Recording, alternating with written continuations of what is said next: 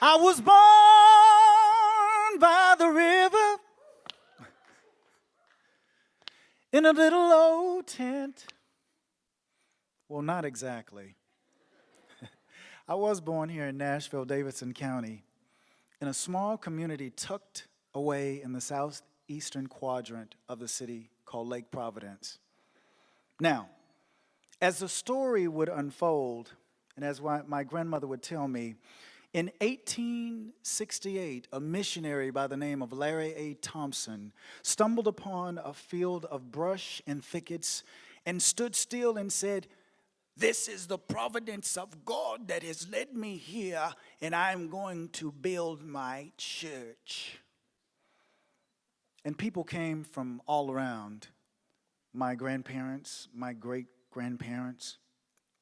And so by the time I came along, this area, this little community was soiled with the stories of griots, self-proclaimed griots, and stories of how they got over, all around this stapling of the church called Lake Providence. Now, I spent a lot of time with my grandmother. I'm the third child. My brother and my sister are both a decade older than I am. If I tell how old they are, they'll kill me. But my brother's almost 15 years older than I am, and my sister's 11 years older than I am. Well, I just said it. Anyway, I spent a lot of time at Granny's. And so my grandmother was this self-taught pianist. She couldn't afford a piano at home, so she used to pretend like she was plucking out these notes on her knees. And she would say, "Son, come and sit down. There's something I want to teach you." And she said, "I'm going to teach you this little hymn I know." And I said, "Granny, I don't know how to sing a hymn." She'd say, "Just open your mouth. Just open your mouth." And my grandmother would begin to sing, and she'd tilt her head back, and then all of a sudden these tears would stream down her face. And of course, at the age of 3 and 4 years old, I could not possibly articulate what was happening to Granny. So I'd tap Granny on the knee, and I'd say, Granny, come back, Granny. What's happened? What's happened?" And she would tilt her head forward and give me that nod. It was tacitly agreed that she was fine. Well, growing up in this neighborhood, these kids, hundreds of kids, it seemed like, everybody was playing contact sports, and I wanted to jump in and play sports too, so I started playing football, and I ran track and did a little baseball, and eventually I wanted to become an NFL player, a professional football player. Go ahead and laugh. I know you're saying that this little man up on stage wanted to play football on Sundays. Well, I was one of the fastest guys in the country at one time. So my dream was to play professional football and to acquiesce the promises of my mother allowing me to play. I would do everything that she asked, especially go to school and get good grades.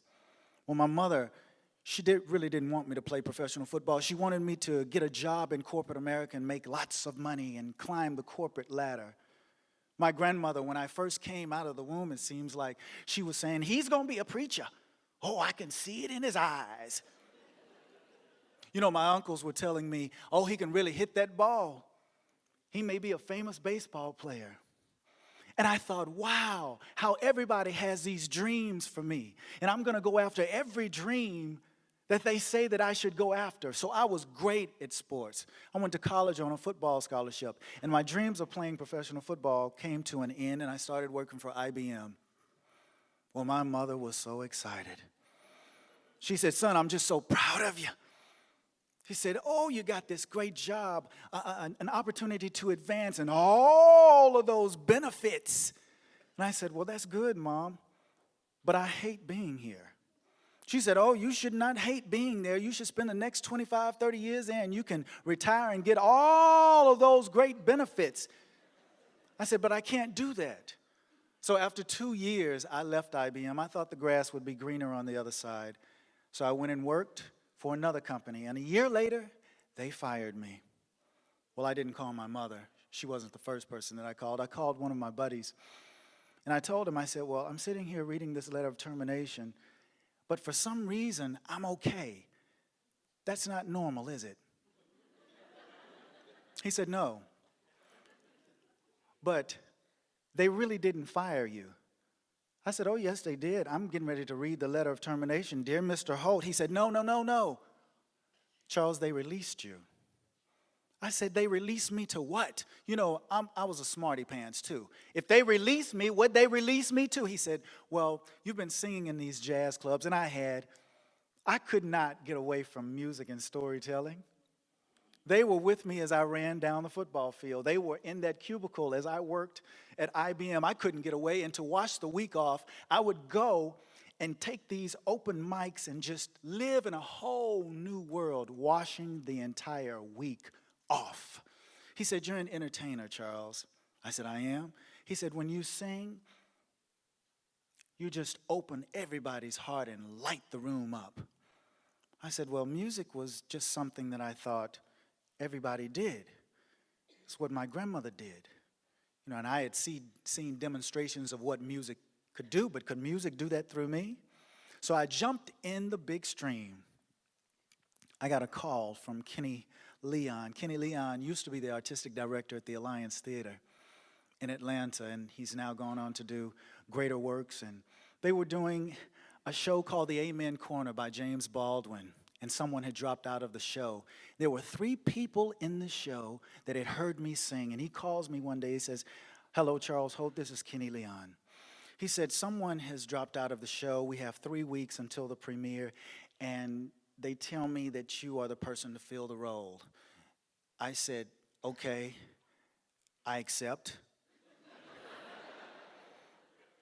He said, on one condition. I said, yes, sir. He said, you better be good. I took the role. That was the great treat. But the gift was this. One night, they had called places to the top of Act 2. And I got up and I was getting ready to go to places. And I heard this voice say, it's time, Charles. Well, I looked around the room and I thought, wow, no one else is in the room. Am I working too hard or what's going on? And I tried to make my way on upstairs again, not trying to listen to the voice. Charles, it's time. A year later,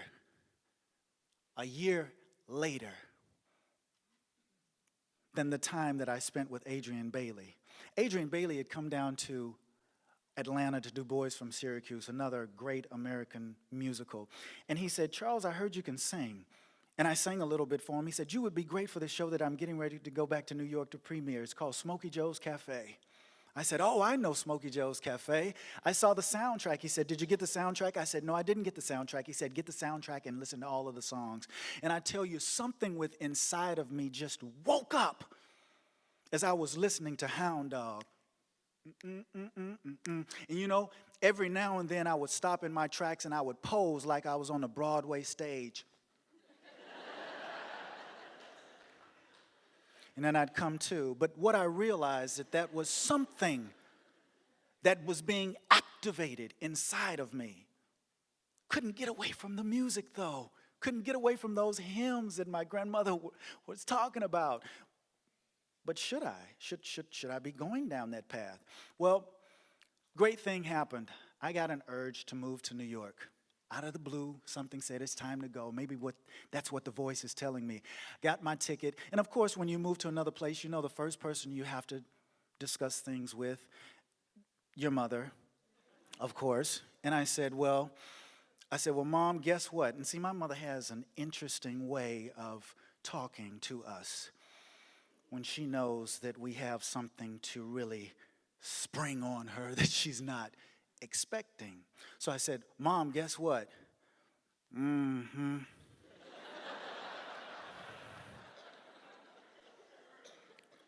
I said, I'm getting ready to move to New York.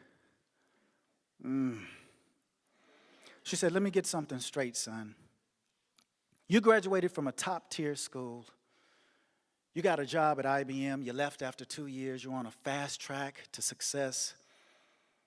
Went with another job. A year later, they fired you. And now you're telling me you want to move to New York to be an actor on Broadway? I want you to do something for me. I said, yes, ma'am. She said, you go to the phone book. Go to the business section and thumb all the way down to P. And when you get to the word psychiatrist, you stop. And that first listing, call it.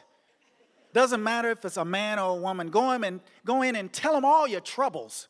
And when you come out, you'll be okay because you have lost your mind. I said, Mom, I will do just that. I will go and see the psychiatrist. But there's only one thing. She said, what is that, son? I said, I've already purchased my ticket. I'm going to New York. That music had activated something inside of me that I couldn't get away from. I had to go to New York. First week in New York, I'm on a trail to get a Broadway show, and back in 1996, Rent was the hottest show in New York. I went and stood in line from 7:30 in the morning to 9:30 at night and didn't get in, all the way around the block. On the way uptown, I passed a newsstand, looked at the backstage, which is the Actor's Bible in New York City, and there was an audition for Jesus Christ Superstar the following week. I decided that I was going to go to the audition and went, got sheet music and got to the audition. And of course, before I got there, everything that had happened in the past was trying to discourage me. It's going to be another long line. You're not going to get in. You're not even going to get seen. You're going to be rejected once again. But I got the courage up because I heard that voice say, what did you come here for? And there was a line wrapped around the block. But this time I got in. And I went to that accompanist, Eddie Rabin, standing over there, sitting at the piano. And I said, Eddie, I said, I have this sheet music, but for some reason, I'm supposed to sing another song. He said, well, what do you want to sing? I said, I don't know. He said, why don't you sing an anthem? Sing America the Beautiful. I said, okay, what key? Just sing a little bit.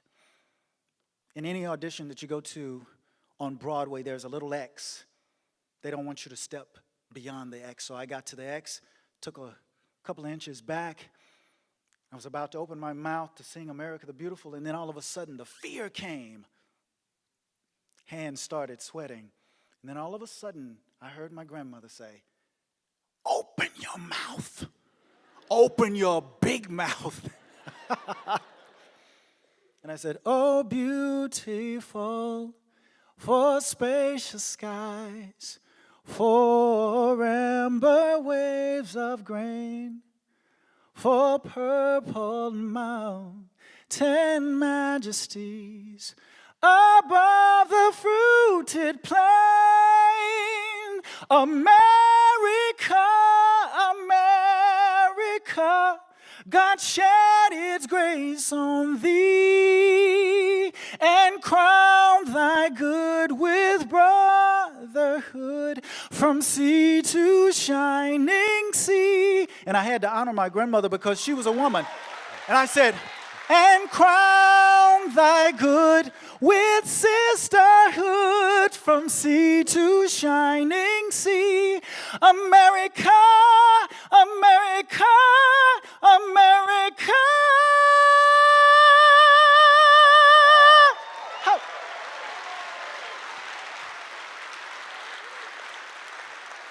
And I got finished singing, walked out. They said, thank you, Mr. Holden. Like a good little southern boy, I said, you're welcome, sir. Walked out. And there was this guy, Enrique de Jesus. He said, so how'd it go? ¿Qué pasó? ¿Qué pasó? I said, well, after I finished, they stood up and clapped. They did what? They did what? They're not supposed to clap. They're not supposed to clap. I said, well, they ended up clapping for me. Well, I got Jesus Christ Superstar. I went on the road for 6 months. After Jesus Christ, I auditioned for Smokey Joe's Café. There were 600 guys who auditioned. I was the only one that they cast. I did that for a year and maybe 13 months total. Then I went to Europe and I played the first African-American Rocky in the Rocky Horror Picture Show. Go ahead and laugh again. Laugh. Ha ha! Then I came back and I got The Lion King. Lion King was the biggest thing on Broadway. How many of you have seen Lion King? I got Lion King and everything changed. The first night, December 17th.